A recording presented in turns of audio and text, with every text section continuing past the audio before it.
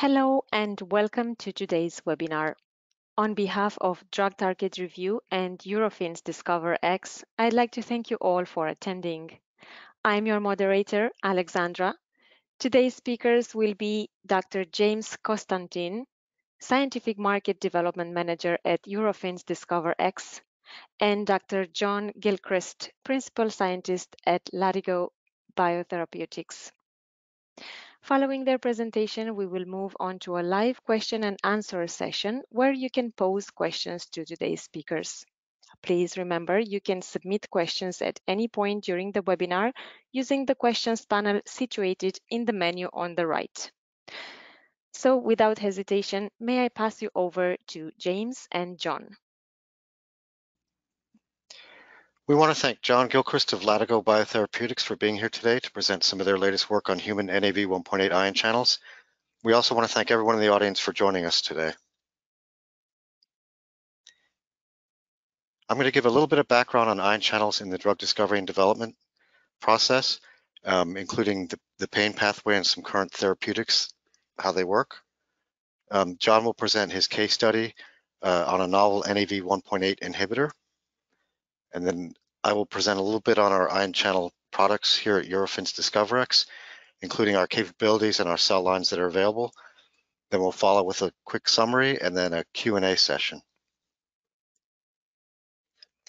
I have one introductory slide for Eurofins DiscoverX today. Eurofins DiscoverX was founded in 2000 and currently has the industry's largest cell-based assay portfolio, including over 10 druggable target classes, including kinases, GPCRs, and ion channels. Available formats include stable cell lines, ready-to-assay cells, and membrane preps. DiscoverX was acquired by Eurofins in 2017, and we recently partnered with Calixar through another Eurofins acquisition to provide reconstituted proteins in various formats. More details will be provided about Calixar in a later slide. So ion channels represent a key target class for therapeutics to treat human disease. There's over 400 genes that encode for ion channels and their accessory subunits in humans. They're ubiquitous proteins found in all cell types, and ion channels are involved in normal physiological processes such as the transmission of pain signals in the central and peripheral nervous system. Therapeutic intervention in normal or aberrant ion channel function can lead to effective treatment of human diseases, including the treatment of pain disorders.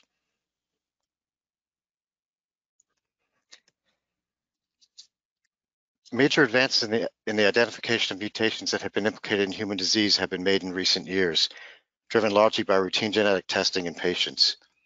Mutations in ion channel genes or the related proteins cause channelopathies that range from mild to severe, affecting the nervous, cardiovascular, and respiratory systems, as well as many other diseases, as seen in the figure at the right.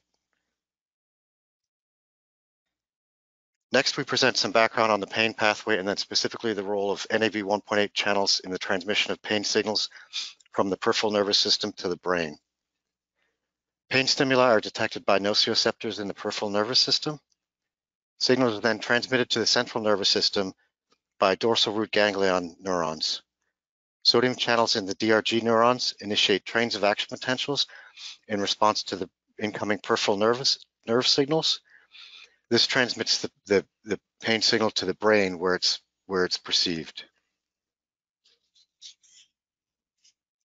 Inhibition of NAV 1.8 ion channels in the DRG neurons should be an effective analgesic by reducing transmission of the pain signal from DRG neurons to the brain.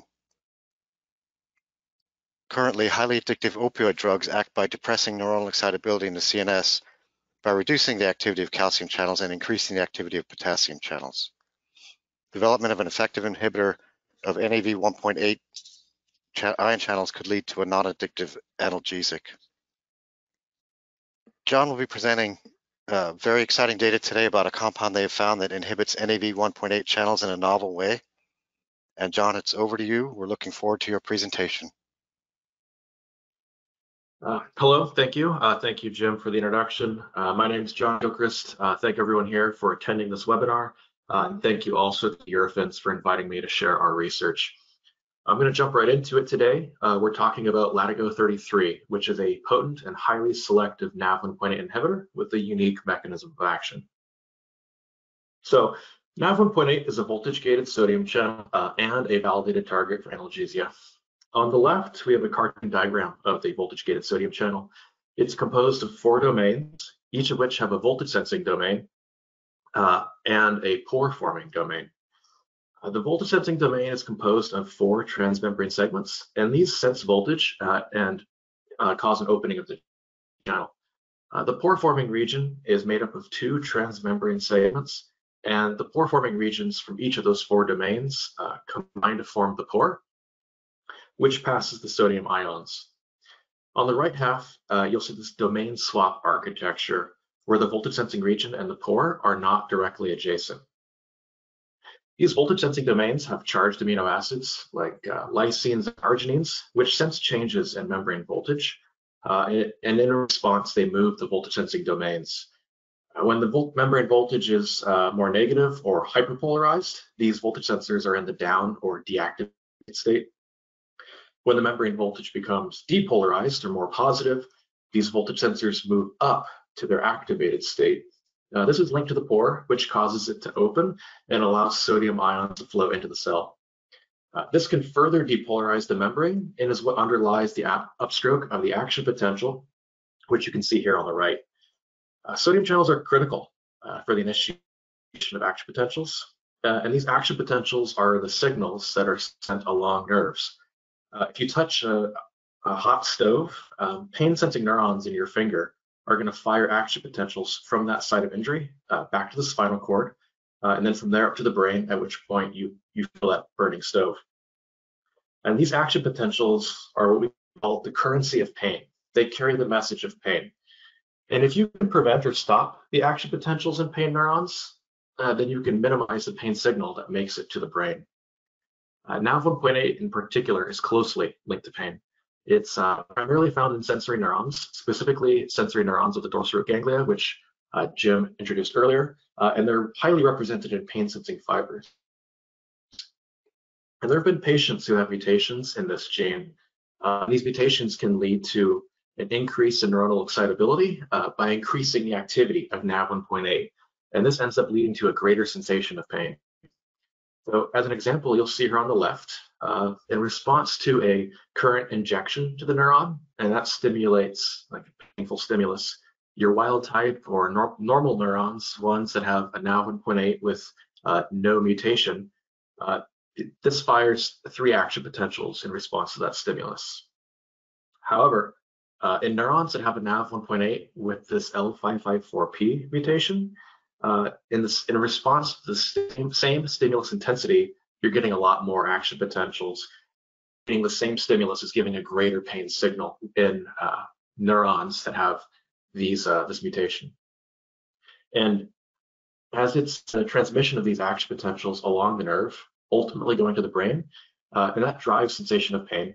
And then this L554P mutation, it's actually found in patients who can have a painful neuropathy.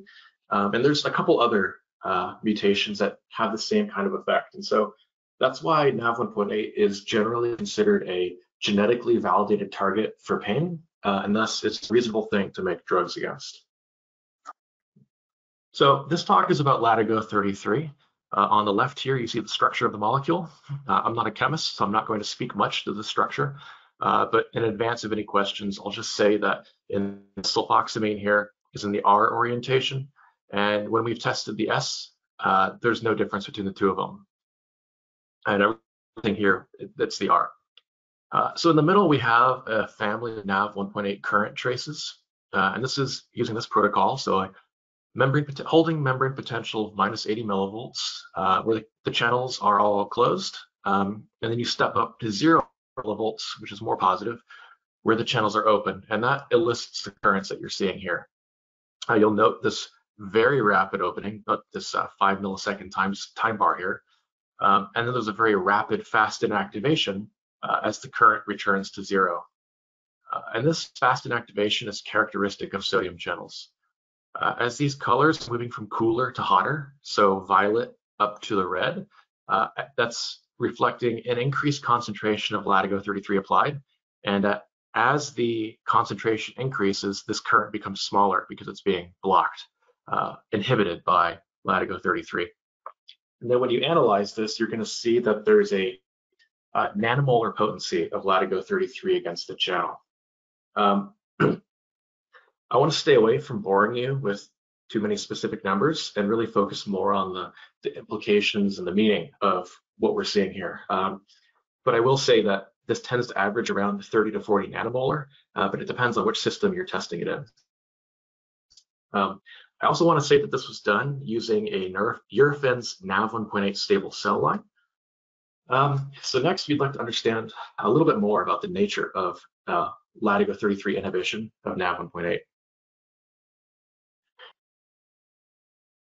So in the past, selective NAV 1.8 inhibitors have, for the most part, been state selective or state dependent.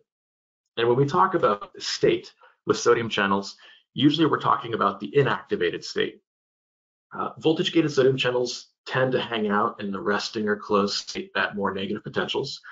Then after depolarization, they activate and they enter this brief open state and then quickly move into an inactivated state. And we saw that from the trace on the last slide. And then when they get to this inactivated state, they can't be activated again until they've had a chance to recover and go back to the closed state. This requires hyperpolarization or holding them at a negative potential. So many previous compounds targeting NaV1.8 are state dependent. And so they didn't want to bind to the closed channel. They instead prefer binding to inactivated channels. And then binding to inactivated channel, they could then cause inhibition. So this protocol here on the left explores that. It's used to look at inhibition of the closed state versus inhibition of the inactivated state. So this peak one here measures inhibition from the closed state, and it's identical to the protocol I showed you in the last slide. And then following that, there's this 8-second hold at the midpoint of inactivation. And so at this voltage, about half the channels should be in the inactivated state.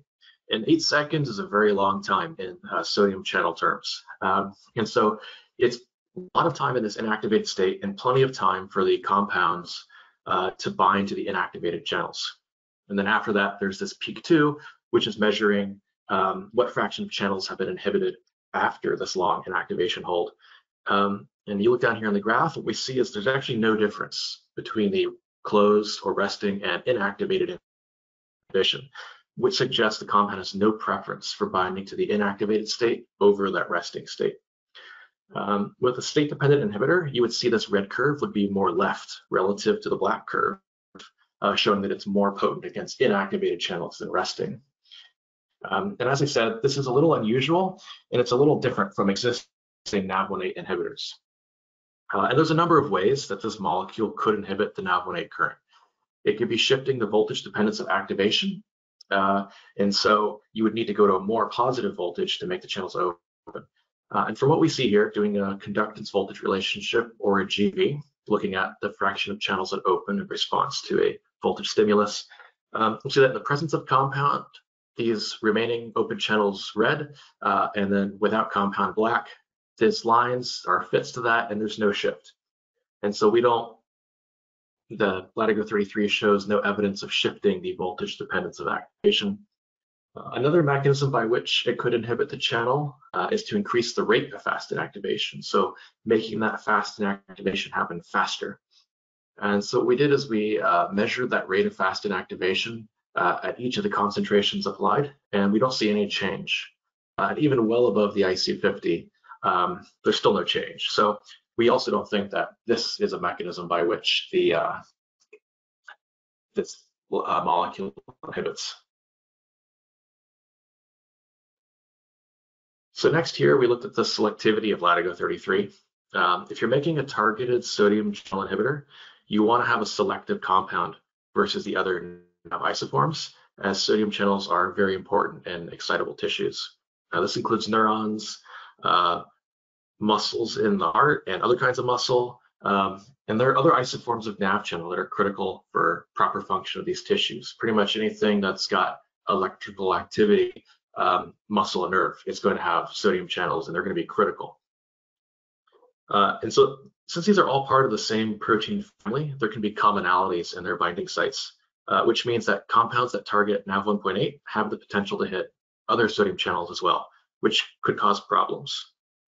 So what you want is a very selective compound that will hit only NaV1.8, and then even at higher concentrations is still not going to have off-target effects in the brain, the heart, skeletal muscle. And so what we have here, Latigo 33 is tested against all other NaV isoforms, NaV1.1 through NaV1.9. And we see that even at the highest concentration tested, so 30 micromolar, we see almost no inhibition with any of these isoforms. Since we didn't test over 30 micromolar, we can only say from this data that it is 600-fold it is at least 600-fold selective versus other isoforms. But considering we saw almost no inhibition here, that number is probably considerably higher, probably in the many thousand-fold selective. We also looked at the species selectivity. So how does Latigo 33 inhibit, rat or dog NaV1.8 versus human NaV1.8? And so here you'll see that we tested against DRG neurons, neurons where NaV1.8 is found. And so for human neurons, it's a little less potent than it is on those Eurofins hex cells, but that's not unexpected, and it's actually pretty common in neurons for compounds to lose a little bit of potency.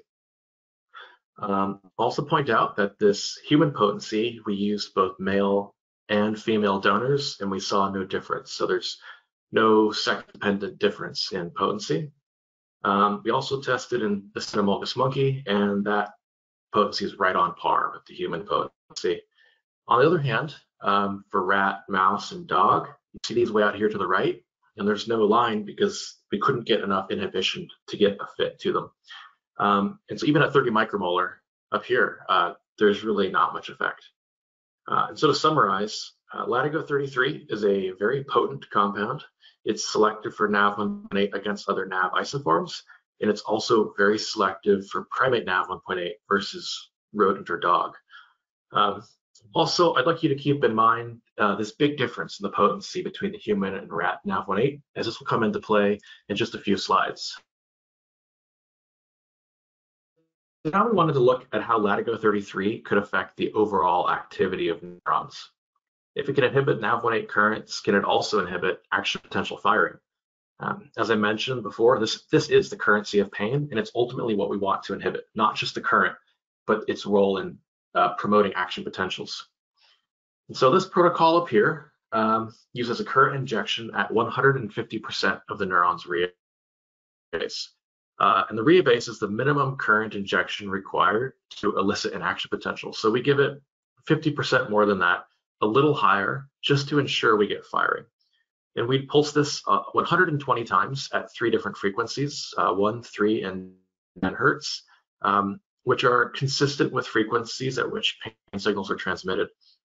And what we see is that Latigo 33 at a concentration about twice the human neuronal potency, it's effective at 10 hertz, less so at 3, and almost nothing at 1 hertz. You can see in these raster plots in the black, this is the neurons firing in response to 120 pulses at 10 hertz, which is 10 times a second. And a lot of these neurons can't keep up. Some can maintain firing with all 120, and others, they just can't.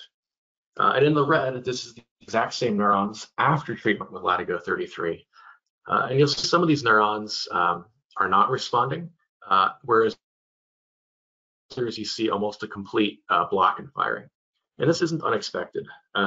NaV1.8 is thought to be involved in repetitive firing within human DRG neurons, and so it makes sense that you're seeing a greater effect at these higher frequencies. Also, the expression of NaV1.8 is not ubiquitous and uniform across all DRG neurons. So some of them are going to have much less NaV1.8, or maybe no NaV1.8, and it's these that we think are less affected by Latigo 33. So I pointed out earlier that the rat NaV1.8 is relatively insensitive to Latigo 33, while the human isoform is strongly affected. So we thought we could explore this species difference to help find the binding site. You recall the sodium channel is made up of 4 domains, each of which has a voltage sensing part and a pore part. And what we did is we took domains from the human channel and stuck them into the rat to see if we could introduce selectivity or sensitivity to Latigo 33. So here we made two sets of chimeras, one of which exchanged both voltage sensor and pore motif, and other ones moved only the voltage sensor. And the idea is if the chimeric rat channel is now inhibited by Latigo 33, then it means the region you put in there is somehow important for Latigo 33 to inhibit the channel. And in both cases, you see that moving the domain 2, whether with or without the pore, introduced sensitivity to Latigo 33. And so because these were both about equally affected by Latigo 33, suggests that it's probably the voltage sensing region that's critical, and the pore region is actually dispensable. And so also the potency of Latigo 33 against these two chimeras is not so different from the normal human channel potency. So we think this domain 2 region probably has everything required for Latigo 33 to inhibit. So knowing that it's in voltage sensing domain 2, or VSD2, D2, we wanted to figure out where within that voltage sensor we're seeing the interaction. So this structure on the left is the voltage sensing domain 2 structure taken from a NaV1.8, published NaV1.8 structure. And if you look at the sequences of the human and rat, NaV1.8, which I don't have shown here, they're very similar, but there are a few sites where they differ. And in particular, it's this outer portion, this extracellular loops of D2. And for reference, this top part is on the extracellular side, so facing out of the cell, and this is on the bottom facing into the cell. And so what we did here is we did an alanine scan where we moved this extracellular face, replacing each amino acid with an alanine one at a time. And changing these to alanine can remove side chain interactions with Latigo 33 if there are any. And maybe it would show a loss of potency if that amino acid is somehow involved with the compound binding. And all the ones that we changed to alanine are in red. And we also changed some to glutamine in blue, which are the arginine and lysine gaining charges. Sometimes you have to have these residues intact for proper folding and function of the channel.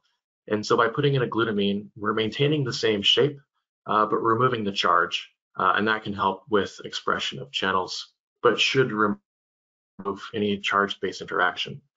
On the right here, you'll see a plot of the Latigo 33 activity or potency against each one of these mutated channels. Black dots are showing how much current is remaining after treatment with Latigo 33, while the red bars are showing the extrapolated IC50 from that single concentration tested. And you'll see this red dotted line. That indicates a 5-fold decrease in potency compared to the normal or wild type NaV1.8. And you'll note the red bars that go above that red line, these are the mutations that caused a greater than 5-fold decrease in potency. And there's one here in S1, and the others are located in this extracellular loop of S3 and S4.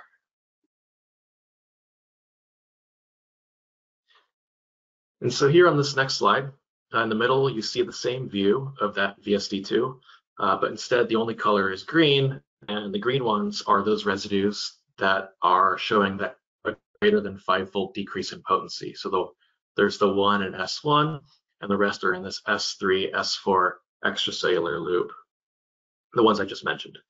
And you'll see that these are lining the S3, S4 at the extracellular portion of VSD2.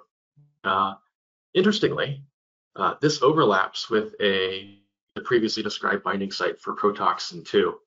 And protoxin 2, it's a tarantula toxin. It can inhibit sodium channels by targeting voltage sensors, in particular for this one in VSD2. And it inhibits the channel by trapping the voltage sensor in the down state, where it can't move up with membrane depolarization, which is typically what voltage sensors want to do.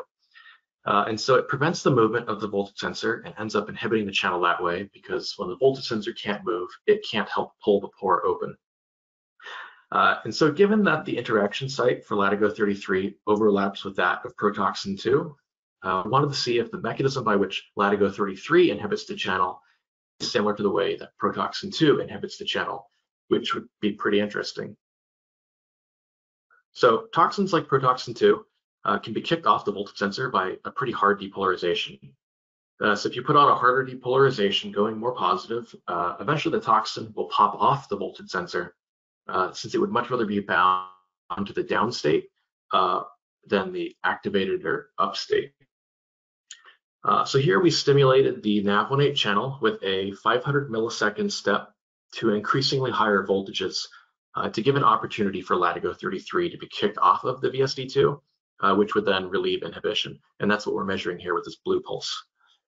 And so channels that have that Latigo 33 removed are then going to be able to open, and we'll see an increase in the sodium current. So if you look at this graph, this black dotted line reflects the normal channel GV for reference. That's the conductance voltage relationship. And in the blue, you're looking at the extent of recovery after a hold to each of these voltages. And you're seeing that the channel does recover as you go to more positive voltages. And so the harder you depolarize, the more Latigo 33 you can remove from these channels up to a point. And you'll notice that it's a little bit left shifted from the GV. And this is actually consistent with the idea that the voltage sensors, including VSD2, activate more negatively than the whole channel. And so this VSD2 maybe opens. It's during that time that we can remove the compound from the channel. The VSD2 can eventually be activated and the compound can come off before the channels would actually open. And then on the right, we have a very basic model of how we imagine the compound to be working. And this is just for VSD2, not for the whole channel, which is why we have a little Roman numeral 2 there. So you have a deactivated state shown by a D and an activated state shown by an A. And changes in voltage can switch between these states. And so normally positive changes in voltage will move them from the deactivated to the activated state and vice versa. And this top row is how things usually work when there's no Latigo 33 around. And so you've also got vertical transitions where Latigo 33, that's the L, can bind to D2, either the deactivated D state or the activated A state. And what we believe is that the compound prefers to be bound to the deactivated D state, and it can keep it there to resist depolarization. But when you eventually do depolarize hard enough, long enough, you can overpower the 33, put the VSD2 into the activated state, and then the Latigo 33 molecule is quick to come off. I want to point out again that this model is not a channel model. And when I say activate, I don't mean the channel opening and closing. This is a VSD2 activation. However, these are coupled. So when we're doing experiments, we can't directly measure VSD2 activation or deactivation. So we're using opening of the channel and seeing those sodium currents as a proxy for activation of domain 2. So here in this next slide, we dug into this a little bit deeper. To explore the validity of our model, we first wondered, can the ligand bind to the deactivated domain 2, which is synonymous with the closed or resting state of the channel? This first pulse here is measuring the starting level of sodium current, and this blue pulse at the end will measure how much current is left over after whatever happens during this intervening segment. And during this intervening segment, we're holding for 15 seconds at minus 100 millivolts, which is pretty negative. And all the voltage sensors should be in the down deactivated state. And it's during this 15 seconds that we apply Latigo 33. And for this experiment and most that follow in the next few slides, we're using a single concentration of Latigo 33 that should inhibit most, but not all the channels. So after these 15 seconds are up and the cells were exposed to Latigo 33, we'll find that most of this current has gone away. So these in black, these are the cells that received no treatment or vehicle treatment. And as we expect, there was no inhibition during that 15 seconds, while these ones in blue received that Latigo 33 treatment. And so there is this inhibition. And what it means is that Latigo 33 is binding to the channels in the down state preventing them from opening. And this is what we expected from our model. We then asked if the compound could bind activated channels. So we used a similar experiment. We did the same thing, but instead of holding at a negative potential, we held at a positive potential, plus 20 millivolts, at which point all the voltage sensors should be in the up state.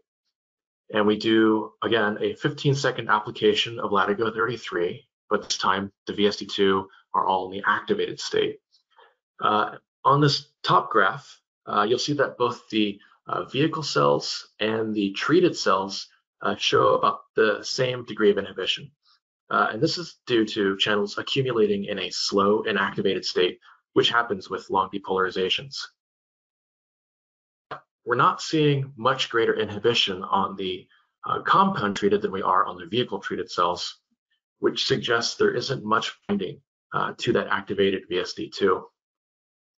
However, we give the cells about a second to recover, and then we apply another test pulse.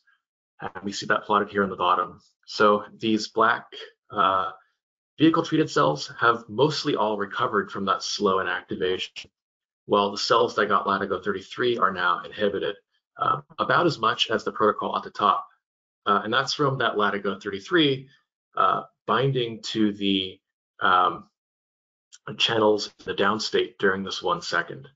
And you'll see that it's about, after a 1 second hold or 15-second, inhibition is comparable, suggesting that this inhibition is happening relatively quickly.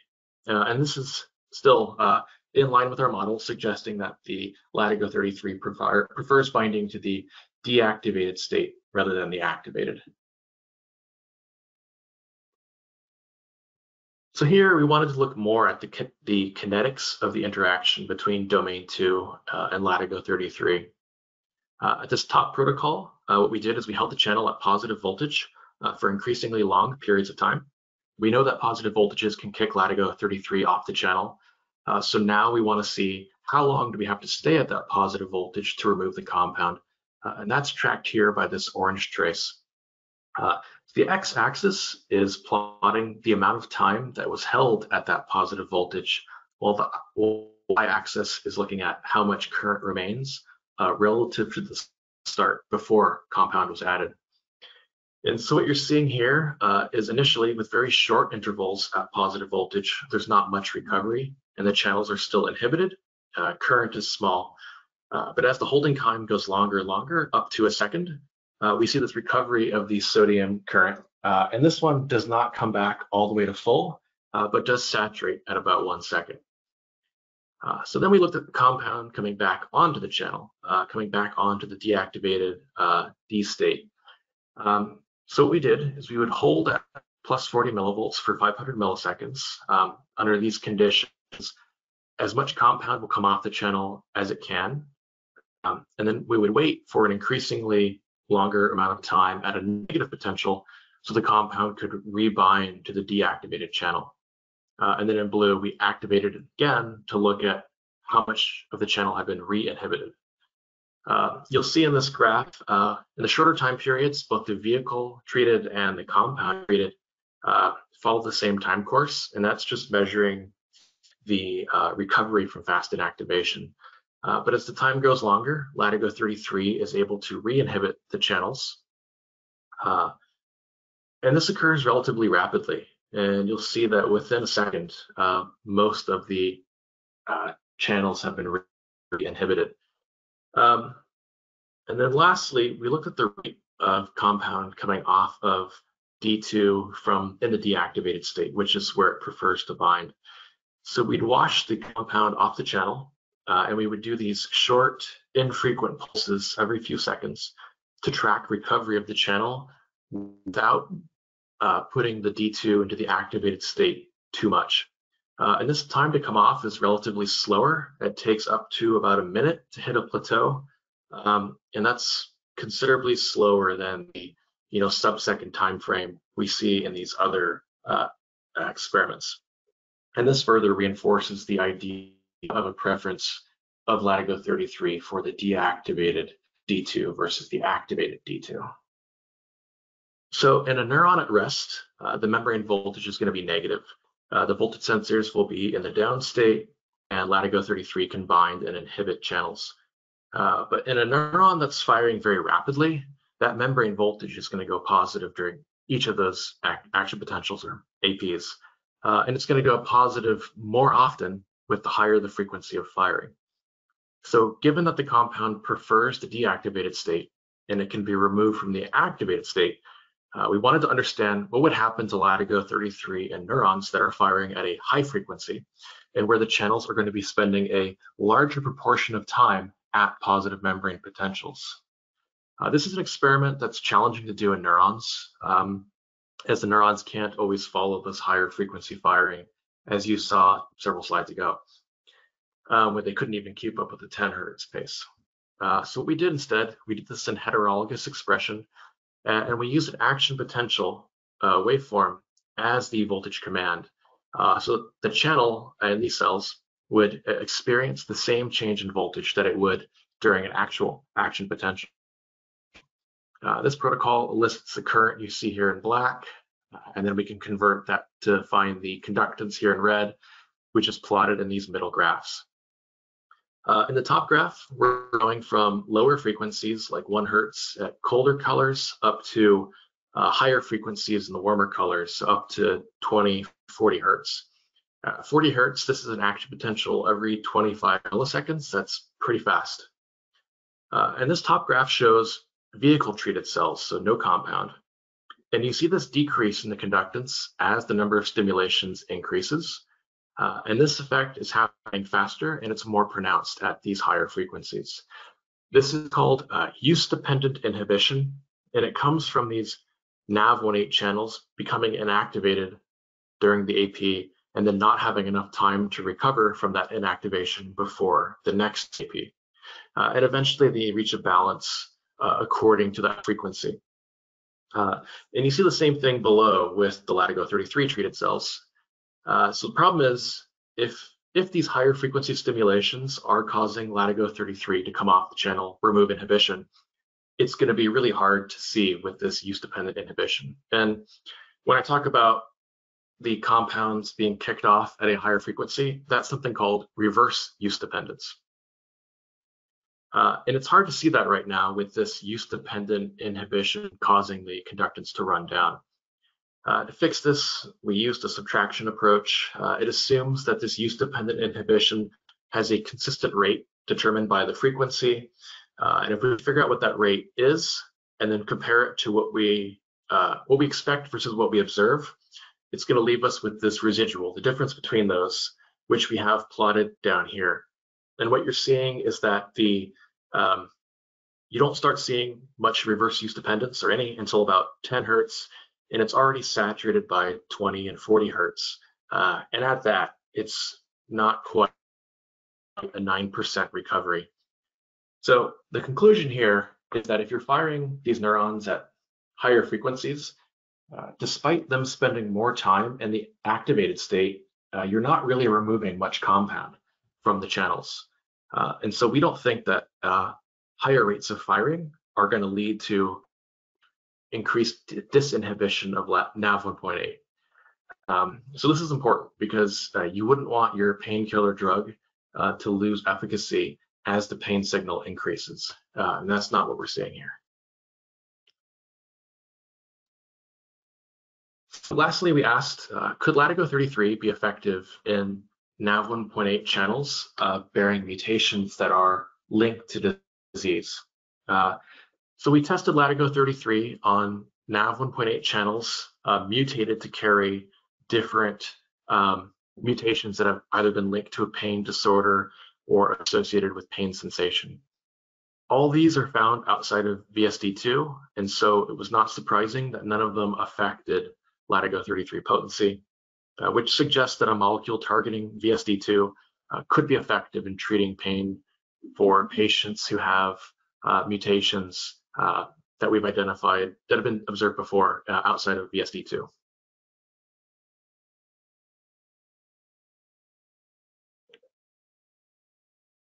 So in conclusion, Latigo 33 is potent, it's selective, it's effective in blocking action potentials in an in vitro human DRG neuronal model. Unlike compounds targeting NaV1.8 that have been published before, Latigo 33 shows no preference for inhibiting the inactivated state. Latigo 33 targets VSD2, and this is a novel site for NaV1.8 selective small molecule inhibitors, and it also overlaps with that of protoxin 2 and some other toxins. And lastly, Latigo 33 is effective in inhibiting NaV1.8 variants associated with pain disorders.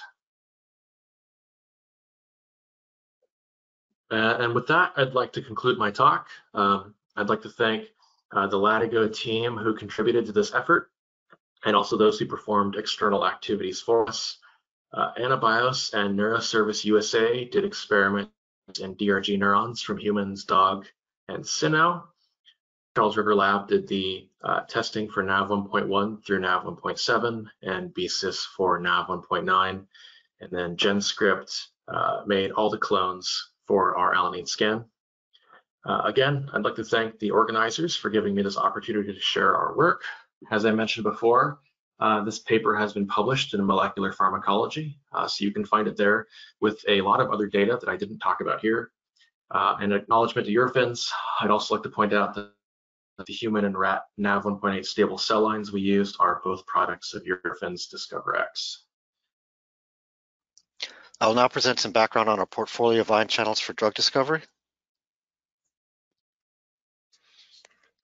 This slide summarizes our ion channel product offerings. We offer over 65 ion channel assays, including stable cell lines, ready-to-assay frozen cells, membrane preps, and membrane trafficking assays. In our partnership with Calixar, we also offer fully functional membrane or soluble ion channel proteins available in nanodisk format, proteoliposomes, or amphifols. These can be used for small molecule screening, antibody discovery, structural biology studies, including cryo-EM, and vaccine discovery. We will first introduce our precision ion channel cell lines, which I've personally been using for over 10 years on multiple automated electrophysiology platforms.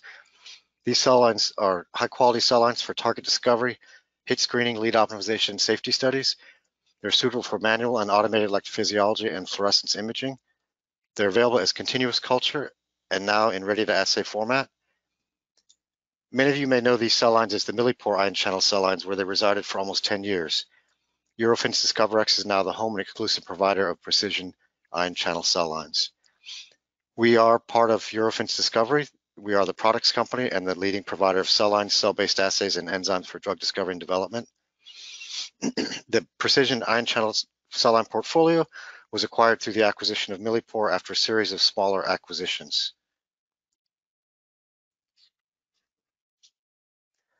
We also purchased an automated patch clamp system, this SynchroPatch 384 system. We use it for cell line production, marketing material, and technical support. We also use it for the QC and validation of existing cell lines at the Fremont, California facility. We also are using it for the development and QC validation of our new frozen RTA cell lines, as well as validation of custom ion channel targets that come in through our custom development capabilities program. We're excited to expand our custom development capabilities program into rare disease targets, namely channelopathy variants, as well as wild type controls. So if anybody needs those, please contact us. So this is our portfolio of ion channel, precision ion channel cell lines. You can see we have voltage gated channels as well as ligand gated channels and other channels, including the TRIP channels, ASIC, and CFTR. And all of these targets are available if you want to outsource through CRO services that are performed on these cell lines by our sister company, Eurofins Discovery, in St. Charles, Missouri. So I'm going to present a few slides, 2 or 3, on our ready-to-assay cell lines, starting with the benefits of ready-to-assay cells. RTA cells eliminate the need for continuous cell culture, and they also eliminate inconsistencies that can be inherent in cell line cultures due to different technicians and also different time windows of the stable cell lines in culture. We ensure that we freeze down these RTA cells at optimal expression levels, and every production lot is QC validated.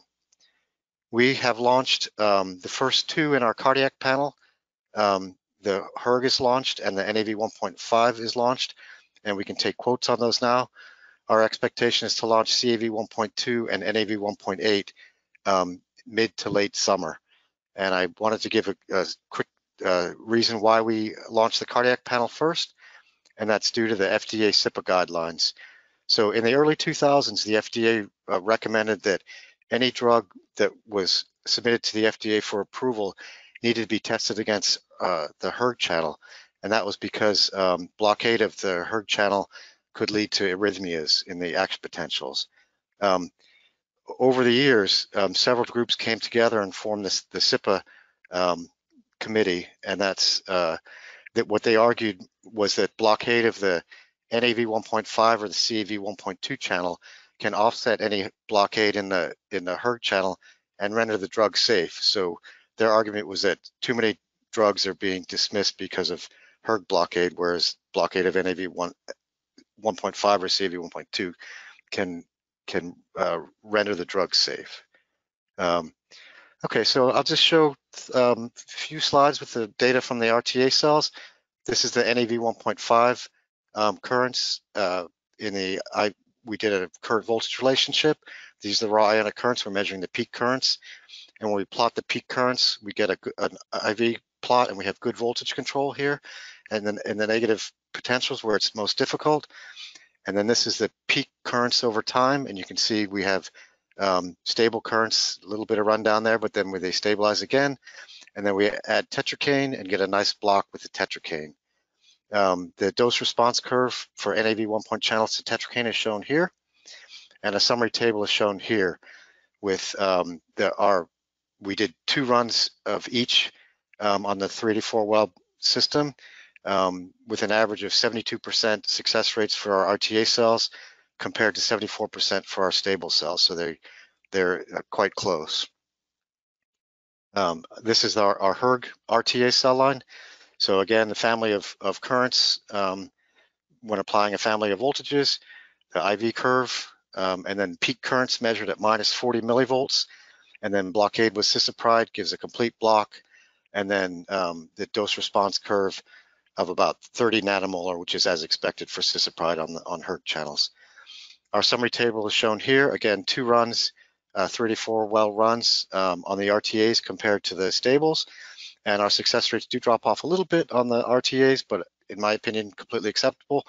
83% versus 88% for these. And then my last data slide is some pilot data from our RTA lines that will be coming out in mid to late summer, namely the NAV 1.8 and the CAV 1.2. NAV 1.8 is the same target that John just talked about. So family of currents here. Again, the IV curve with good voltage control in the negative range where it's important.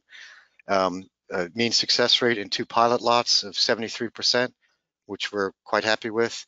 And then the CAV 1.2 currents are shown here with the IV plot, quite a nice IV plot with good voltage control. And then the success rates on 2 pilot lots of the CAV 1.2s of about 68%. And with that, I'll go ahead and summarize the talk here.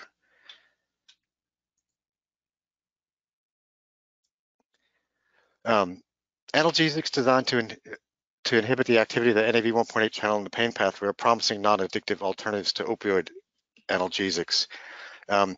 Latigo has presented compelling evidence that Latigo 33 is a novel NAV 1.8 inhibitor.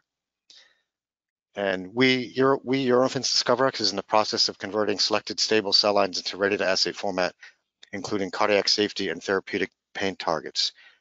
And I want to thank everyone for attending, and we'll have a Q&A session next.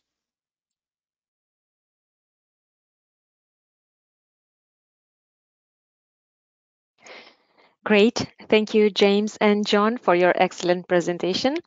We now have the pleasure to introduce our question and answer session where today's speakers will answer your questions. Don't forget, you can still submit your questions using the questions panel in the menu on the right. Let's take a look at the first question. Here's a nice one to start with. How was Latigo 33 discovered? John? Good question, thank you. Latigo 33 originated in a patent application published in 2020. I don't recall the exact citation off the top of my head, but you can find it in the paper. Great, thank you, John. Our next question. For state dependence and reverse use dependence, have you compared Latigo 33 to other NaV 1.8 inhibitors such as A887826 using the same protocol? Again, another good question, and no, we have not. Thank you.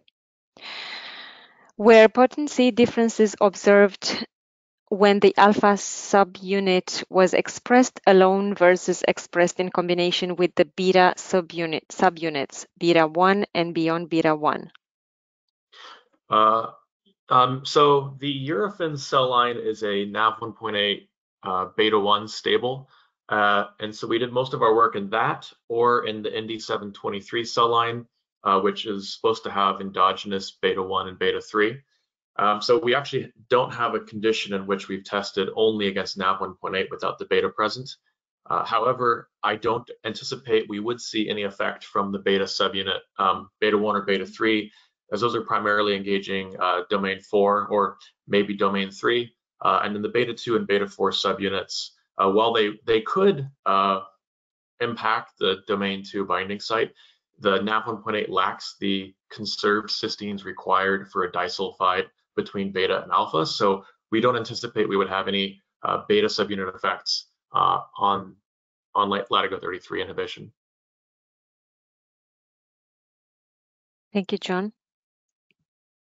A couple of other questions for you. Considering the inactivity in species orthologs, what's the consequence for in vivo safety tox testing? Is cyno the only option? Could other NaV channels contribute to the frequency dependence in the ND7 cells? Thank you. Yeah, so you're correct. When you look at these different species, it appears the Latigo 33 is really only efficacious on primate NaV 1.8. And so if you're looking to do on-target toxicology studies, you're going to be limited to primate. And as far as could other NaV channels contribute to frequency dependence in the ND7 cells, we did this with a pretty high concentration of TTX, and we don't believe there's any endogenous TTXR in these ND723 cells, so we don't anticipate any other channels would have been involved in this. Thank you, John. Our next question. Prior efforts to inhibit NaV 1.8 for analgesia focused on inhibition of the inactivated state to target actively firing neurons. Your compound can equally inhibit the resting or inactivated states. Do you believe this is a safety concern? No. So the idea that you would want to inhibit an inactivated state versus a resting state comes from the idea that by inhibiting the inactivated state, you're selectively targeting channels that are more often in the inactivated state, and thus ones that are in neurons that are more active. And so by inhibiting only or preferentially inhibiting the inactivated state, you could selectively inhibit only in cells that are rapidly firing. And this can be maybe more applicable when you have a compound that's less selective. However, for these NaV 1.8 inhibitor, NaV 1.8 is only really found in these pain sensing neurons. And also the selectivity against other NaV isoforms is so high that we're not worried about hitting other channels. So no, we don't believe it's a safety concern. Thank you for your answer, John.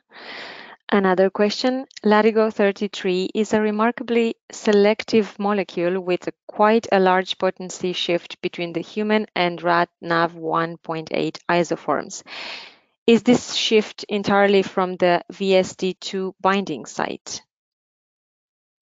Yes, we believe so. And in fact, you can move portions of this VSD2 binding site into other sodium channel isoforms and introduce a pronounced activity. So we do think it's really this VSD2 binding site. I will also say that a portion of this binding site is that S3-S4 loop, which is also called the paddle motif.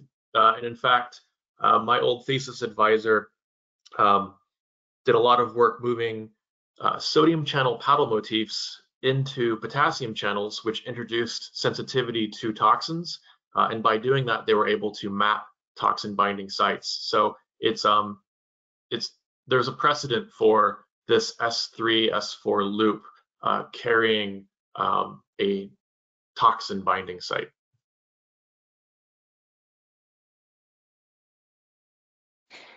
Thank you, John. Just scrolling here through the questions. Here's one for Jim. Do you provide validation data obtained by electrophysiology for the DiscoverX cell lines? Yes, we do. So we provide the ePhase validation data for all of our cell lines, and we also provide technical support in the event that you want us to run the cell lines in parallel with what you're doing at your place. So yes, we do.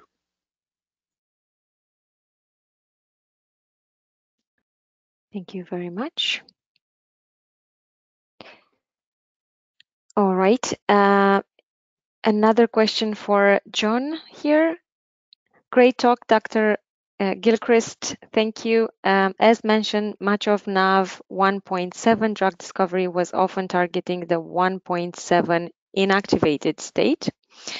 Many of these have failed in clinic. Latigo's rationale for state-independent NAV 1.8 Latigo 33 blocker must be beneficial over the state-dependent 1.7 drugs. Can you elucidate on some of the benefits that Latigo have considered for their rationale for 1.8 state-independent drugs? Okay, I'll address those two separately. So as far as a state-independent drug, one advantage is by not having a preference for resting versus inactivated state, you can inhibit channels in any state. So you're not restricting yourself to a certain functional requirement or activity level to get inhibition. Secondly, by targeting NAV 1.8, we're targeting channels that should be expressed almost solely in pain-sensing neurons. There's been some recent publications about NAV 1.7 and the effect of NAV 1.7 in cells innervating the heart, and the effect of some NaV1.7 inhibitors on cardiac function behavior, which is not desirable in a pain drug. Great, thank you both. Unfortunately, that's all we have time for today. So please join me in thanking both James and John for their presentation and for answering your questions. As you leave the webinar today, a survey will appear on the screen asking you to rate the webinar. Please take a moment to provide your feedback. If now is not a good time, the survey will be sent to you shortly via email. If you could complete that when you can, we would greatly appreciate it. On behalf of Drug Target Review and Eurofins DiscoverX, I'd like to thank you all for attending today's webinar. We hope to see you again soon. Goodbye.